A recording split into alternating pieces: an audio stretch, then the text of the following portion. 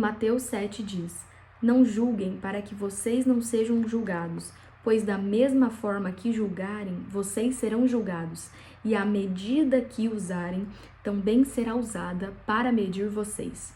Porque você repara no cisco que está no olho do seu irmão e não se dá conta da viga que está em seu próprio olho? Como você pode dizer ao seu irmão: Deixe-me tirar o cisco do seu olho, quando há uma viga no seu? Essa passagem me lembra muito uma situação que eu vivi. Eu nunca gostei muito de ir para a igreja. Eu sempre achei que as pessoas da igreja, elas se sentiam superiores àquelas que não frequentavam a mesma igreja, ou não seguiam o mesmo que elas, ou não acreditavam no mesmo que elas.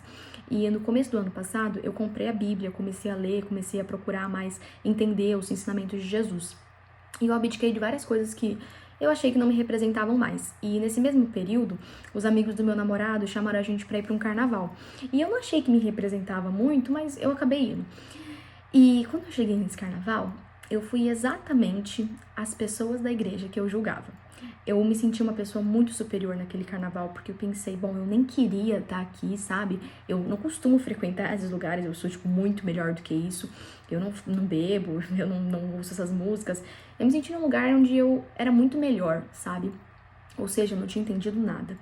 E quando eu olhava para as pessoas, eu pensava, meu Deus perdoe essas pessoas, elas estão tão perdidas, elas não sabem o que fazem.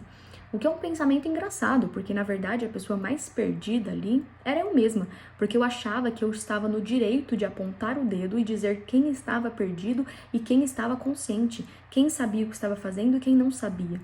E tem uma frase da Anais Lins, eu acho que é: nós não vemos o mundo como ele é, nós vemos o mundo como nós somos. Eu não necessariamente estava vendo as pessoas perdidas, mas eu estava tão perdida dentro de mim que eu só enxergava essas pessoas perdidas. Tem uma frase de Sócrates que eu gosto muito que é: só sei que nada sei e o fato de saber disso me coloca em vantagem sobre aqueles que acham que sabem de alguma coisa. Naquele carnaval eu estava em extrema desvantagem, porque eu achei que eu sabia não só alguma coisa, mas eu achei que eu sabia mais que todos que estavam ali. Eu achei que eu era melhor do que todos que estavam ali. E teve um momento em que eu fui embora chorando do carnaval, porque eu vi umas meninas dançando e elas estavam tão bêbadas, com uma tiarinha de capetinha, assim, sabe, com 2 chifrinhos, e eu falei, nossa, a energia delas tá me contaminando, e eu comecei a chorar, fiquei muito mal mesmo, fui embora. E vendo hoje, eu entendo que, na verdade, não foi a energia delas que me contaminou, era a minha própria energia, era o meu próprio julgamento. Eu julguei tanto todas aquelas pessoas que eu fui engolida pelo meu próprio julgamento. E eu vou ler de novo essa passagem de Mateus porque para enfatizar esse ponto. Por que você repara no cisco que está no olho do seu irmão e não se dá conta da viga que está no seu? Pois da mesma forma que julgarem, vocês serão julgados, e a medida que usarem também será usada para medir vocês. Na realidade, eu nunca vi as pessoas como elas eram.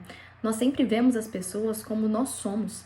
Nós vemos o mundo a partir das nossas lentes. E a nossa lente, ela pode estar mais ofuscada através de traumas, de crenças, de coisas que você passou, ou ela pode estar mais transparente.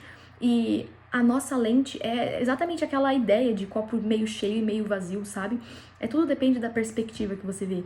Então, de fato, talvez as pessoas da igreja, elas nunca se sentiram superiores, mas eu as via assim, porque essa era a forma como eu enxergava, era a forma, o que estava dentro de mim.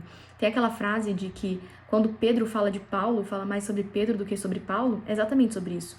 Eu nunca via as pessoas do carnaval como elas eram, eu via as pessoas como eu era, porque eu estava tão cheia de ego, tão cheia de mim, tão cheia de quanto eu era melhor, que eu as via diminuindo elas. Mas aquilo só falava sobre mim, nunca falava sobre o quanto elas estavam perdidas.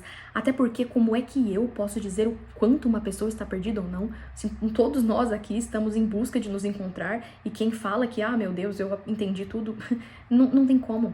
Nós estamos todos aqui sem saber exatamente o que estamos fazendo. A gente acredita e segue um caminho que a gente acha que é o caminho correto, mas ninguém sabe exatamente o que está fazendo. E tem uma passagem em João 8 que diz, em que fala, né, que os fariseus encontraram uma mulher cometendo adultério. E aí eles viram a mulher cometendo adultério, levaram para Jesus e falaram, né, essa mulher estava cometendo adultério e através da lei de Moisés ela deverá ser apedrejada. Então Jesus fala, quem de vocês que não tem nenhum pecado, então que atire a primeira pedra. E essa passagem ela é muito interessante, porque os fariseus, eles acreditavam que por eles conhecerem tão bem a escritura, por eles saberem tão bem sobre a Torá, eles se sentiam no direito de julgar quem eles achavam que não estava correto, quem achava que estava sendo pecadores. Eles achavam que eles eram melhores do que os outros, porque, bom, eles seguiam corretamente a lei, né? E é exatamente isso que muitas vezes a gente faz. A gente começa a ler a Bíblia e a gente se cega para o mundo, a gente lê e acha que essa é a verdade absoluta e que quem não faz isso está errado, quem não faz isso é um pecador e vai para o inferno, e a gente começa a julgar. E nós somos muito bons juízes, somos muito bons juízes. Mas não é isso que Deus nos trouxe aqui. Deus não nos trouxe aqui para sermos juízes, e sim para sermos filhos, para sermos irmãos e aprender evoluindo com os outros, junto com os outros, sabe? Porque a gente tá aqui todos para evoluirmos juntos e não sozinhos. Tem uma passagem que diz que a letra mata, mas o espírito vivifica, que tá em Coríntios 3:6. Quando você se apega às palavras, simplesmente às palavras da Bíblia isolada, você faz da Bíblia uma prisão. As palavras, elas têm que ser lidas com um espírito. Isso aqui é um livro com muito conhecimento, é um livro que liberta muito, mas ele também aprisiona, se você não souber lê-lo da maneira certa. Porque você começa a ler, e aí você começa a julgar as outras pessoas que não acreditam no mesmo que você, ou não fazem o mesmo que você faz, ou não veem o mundo da mesma forma que você. E quando você faz isso, você não entendeu absolutamente nada, assim como eu naquele carnaval não tinha entendido absolutamente nada.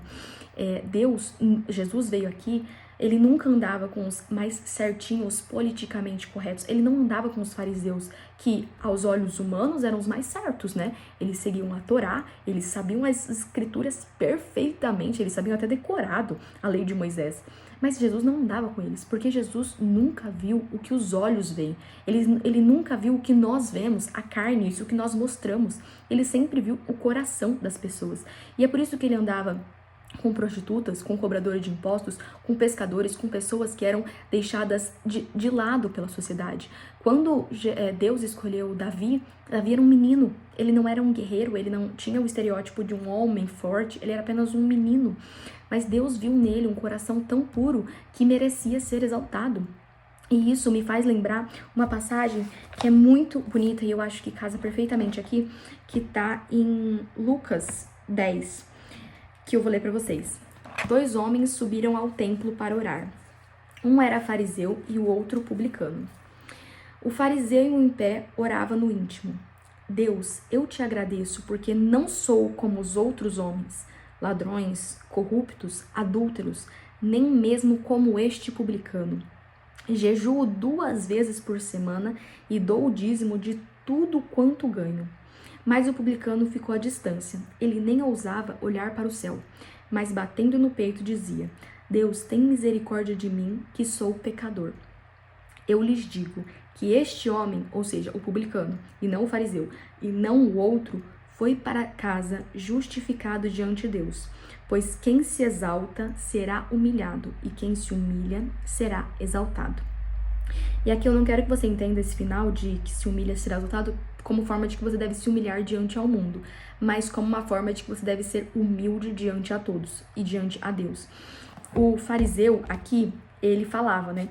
Porque eu não sou como os outros homens, eu não sou ladrão, eu não sou corrupto, eu não sou adúltero, e eu não sou nem mesmo como esse publicano, eu jejuo 2 vezes na semana, eu dou o dízimo, ou seja, eu sou politicamente correto, eu sei as escrituras, eu vou na igreja, eu sou um homem muito bom, né? Tecnicamente. Mas Deus nunca olhou para o que os homens veem, ele nunca olhou para o que nós fazemos, ele sempre olha para o nosso coração. E o publicano se colocou totalmente humilhado, ele falou, né, eu tenho misericórdia de mim, que eu sou um pecador, ou seja, ele não se exaltou diante de Deus. Tem uma passagem que eu gosto muito, deixa eu achar aqui, que tá em Mateus 6:3, que fala: quando der esmola, que a sua mão esquerda não saiba o que está fazendo com a direita. Isso significa, quando você fizer alguma coisa boa, desculpa, que nem a sua outra mão perceba, que você faça isso com tanta discrição, que seja tão sutil, que seja tão puramente de coração, que nem a sua outra mão perceba.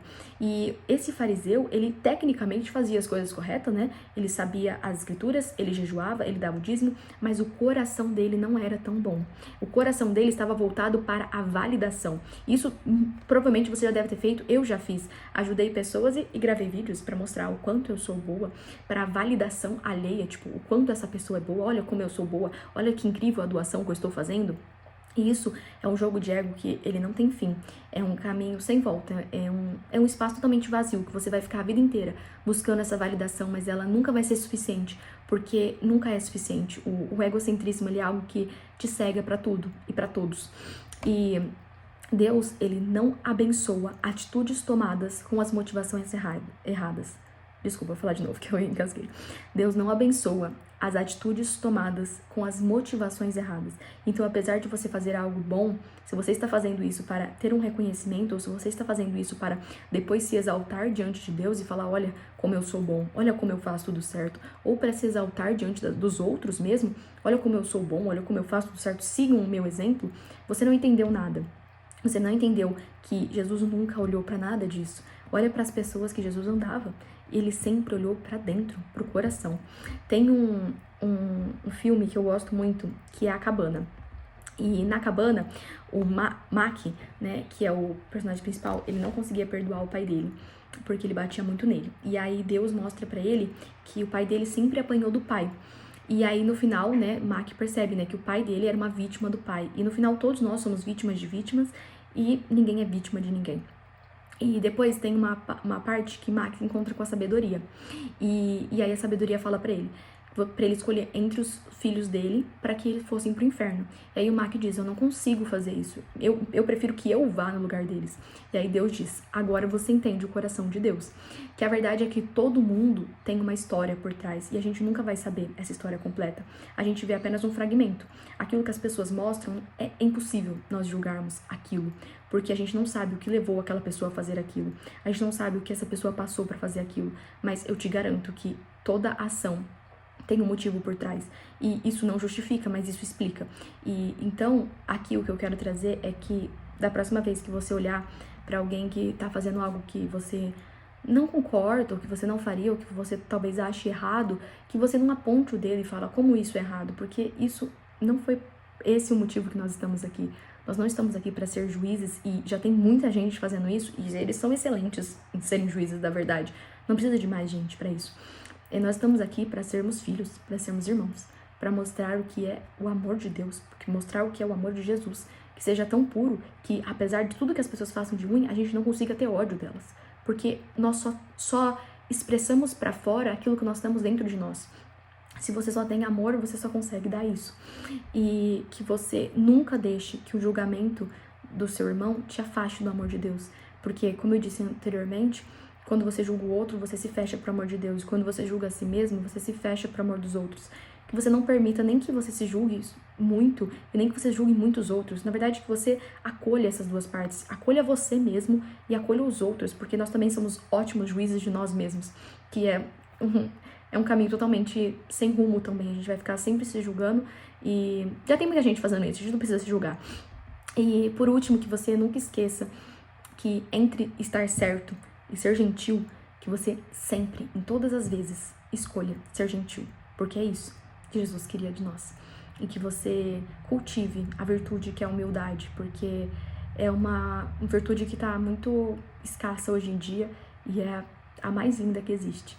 E é isso, eu espero que eu tenha conseguido ajudar nesses quesitos de julgamento, porque eu também já julguei muito e não estou livre de julgamento, eu ainda julgo, mas sempre que eu penso em julgar, eu me lembro que eu não estou aqui para julgar ninguém, eu não sou uma juiz e eu não sou melhor do que ninguém. Esse é um ponto muito importante que me fez colocar a mãozinha na consciência, sabe? Quando eu percebi que não é uma competição de quem tá mais acordado. Na verdade, é muito difícil dizer quem tá mais acordado, porque depende da perspectiva, né? Eu posso achar que uma pessoa X tá mais acordada e outra pessoa pode achar que tem outra. Depende muito do que é estar mais acordado pra você, né? Das suas referências sobre isso. Mas... e saber que cada pessoa tá em um ponto da jornada.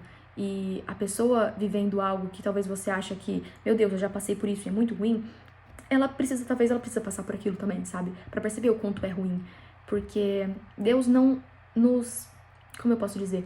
Deus não nos afasta das escolhas ruins. Ele nos permite que nós façamos elas, nós escolhemos elas. Mas que tudo isso nos mostre no final o que a gente realmente deveria fazer, sabe? Bom, é isso. Eu espero que esse vídeo tenha sido útil de alguma forma.